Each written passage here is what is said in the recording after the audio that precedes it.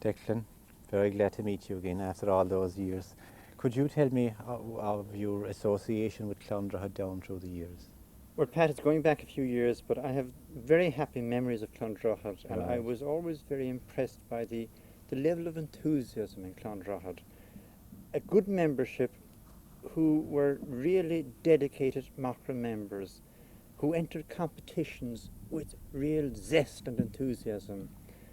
And I always felt that the branch was a type of innovative branch in that they were pioneers in some activities at field days, for instance. And the Clondrohid Field Day was one that was not to be missed. It had a huge attendance. I always enjoyed the sheepdog trials at Clondrohid Field Day. This was very good. Another thing that comes to mind with Clondrohid was their interest in light entertainment and Yes. drama. And I think there were a lot of very natural actors and actresses in Clondrohid. They were a club who were very careful to stick to rules and also insistent upon other people sticking to rules. And as an officer in the county executive those many years ago, I must say I always had a great respect for Clondrohid because of that. Thank you, Declan, for those kind words. It's my pleasure. Thank you. We keep moving to our...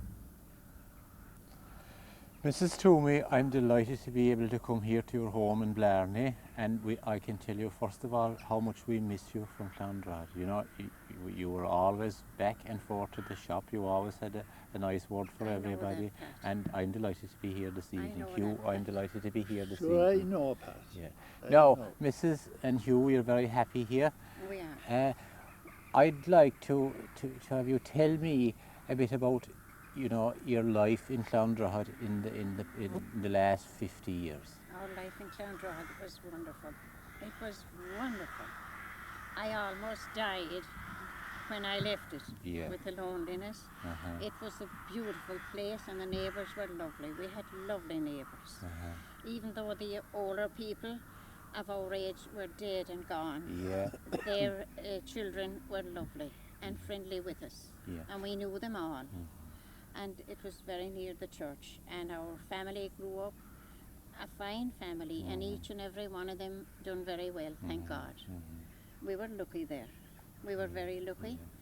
We started there, Pat, with 28 shillings, Yeah. believe it or not. In what year? 19, or you could Roughly. say 53 years ago.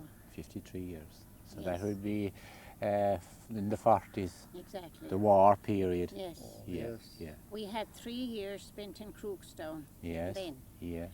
And my husband bought a bonnet from Dan Healy, Yes. God rest his soul, for 17 and 6. Yes. You could put him into a shoebox. Uh-huh. And I fattened him around the yard, and he made enough money. I had a nice person in Mrs. Leary, God rest her soul, Yes. and Michael O'Leary, the village. Yes. I could get what stuff I'd like. It Yeah. didn't matter whether I had the price of it or not. I could draw away.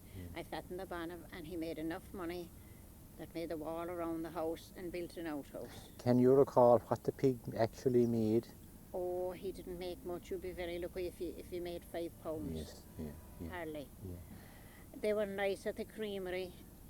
Hugh got rheumatic fever, Yes. and he was laid up for 6 weeks. And J.J. Lee, he God rest his soul, I went down and told him that I should have the same heat in the room night and day. And he said to me, I'll send up a ton of coal tomorrow, and that was 3 days before Christmas. Yeah. And I didn't have any money to pay for it. Wasn't that nice? It was nice, you know, and it's nice to hear people saying something good about people, because we generally have a habit of saying something nasty. No, they were very nice people. Hugh, you were at the shoe business. What was it, a tough time at that time? Very tough time, Pat. Yeah. Oh, a very tough Was time. money very scarce? If I made strong boots, farmer strong boots, Yeah. of course, for 24 shillings a pair. Yeah. I could scarcely finish a pair of boots, supposing I started at 9 o'clock or whatever the time would be, and finish at night? I'd finish at 11 o'clock that night, Pat. Yeah, yeah.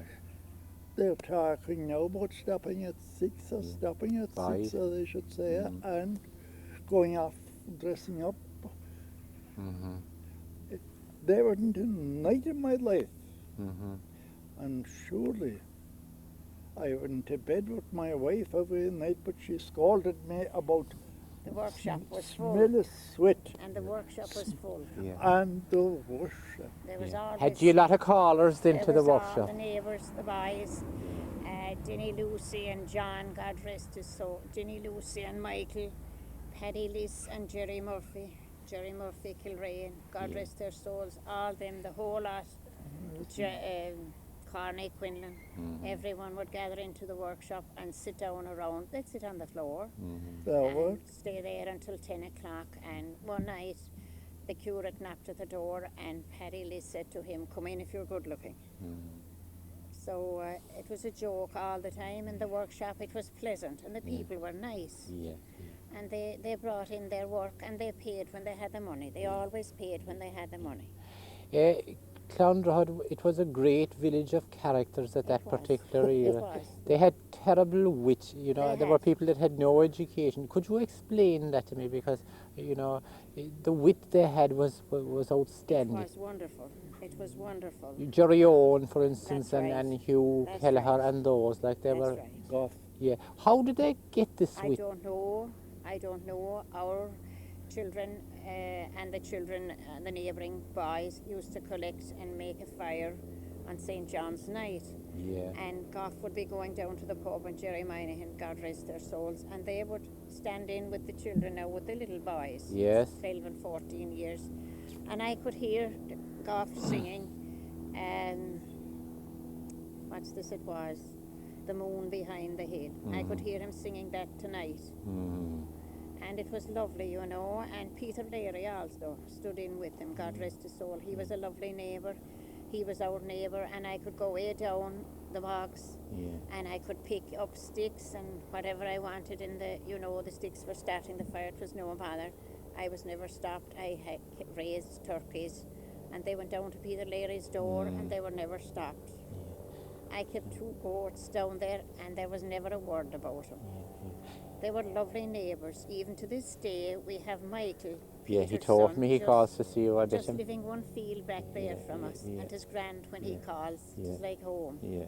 But we had lovely neighbours there. Tell us about Jerry Minan and the cow and the priest. Could you give us a... Jerry Minahan's cow used to go up to Father Dennehy's place, and Father Dennehy didn't like the cow there at all, because I suppose he didn't want to be cleaning up after the place.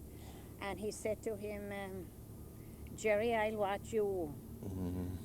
"Watch away, Father," Jerry said to him. I remember, can I come in? You can, yeah. By all means. Another incident there. Do you remember, Nora? Yes,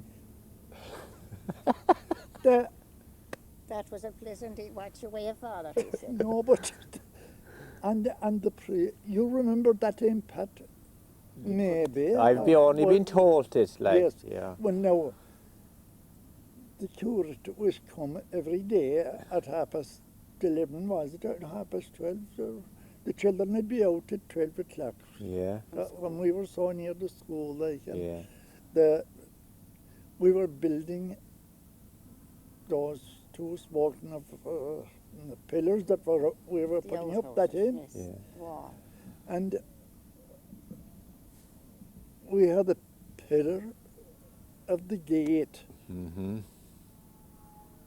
up, Yeah. and the priest going in To the school. correcting the school and the exams or the copy. Yeah. But anyway, When he was passing, the pillars were down. They were after falling. they were after was still falling. cement in them. But that's what happened, Pat, was that we didn't put enough cement on the pillars, Yeah. and they had a slight little shower of rainfall. Yeah. But I suppose, Mrs. Toomey, I'll always remember you best by at the time of Father Barry's carnival and the fancy dress. Yes, You that know, was wonderful. the crowd that had been in the house, the way you That's used to right. organise That's for right. the fancy dress. Yes. That's Could you right. talk to us a little about that, and Father Barry in particular? He was wonderful, and whatever entry or whatever caption I wrote, he approved of it. We had Dan Bennett, God rest his soul, just married. Yeah. At the wedding of Larry McGee, and he was delighted, and he had one of the Sullivan girls with him, and he dressed beautiful. And honestly, I think he nearly believed it. There was so much pomp coming behind him with an accordion and strawberries and everything, Yeah. you know. And then we had the missing Dalai Lama. That's right. Yeah, And Hugh we had- himself. That's right. And we had Clondra hits the moon in something, and it was Kantumi. He had this kind of an engine. Con wasn't too long around, I suppose, that No, time, was he? But he was very handy He at was, yeah. engines and things, and he Yeah. was helping Joe with that thing. Yeah. But we had several entries. We had free transport for pensioners. Yeah. I knew a lady in town, and she gave me faces and eyes with the old teeth, you know, and I got pipes then somewhere, and we put them into their mouth. We held them in there with a bit of something, and we put them into a donkey car, Mrs. Casey's donkey, and free transport for pensioners. And there was a great joke at the way they were shaking in the donkey car going back the road. And that took a prize also. And there was the old look, the new look, and don't look at all. There was a lady in cloak, and the new look. Then there was a girl with a mini, and then we had one in a kind of a something that you could partly see through, and don't look at all. And I think it was the O'Leary girls that had that entry, and that was very good too. Yeah. And several other things. Yeah. But it was a great success. Yeah.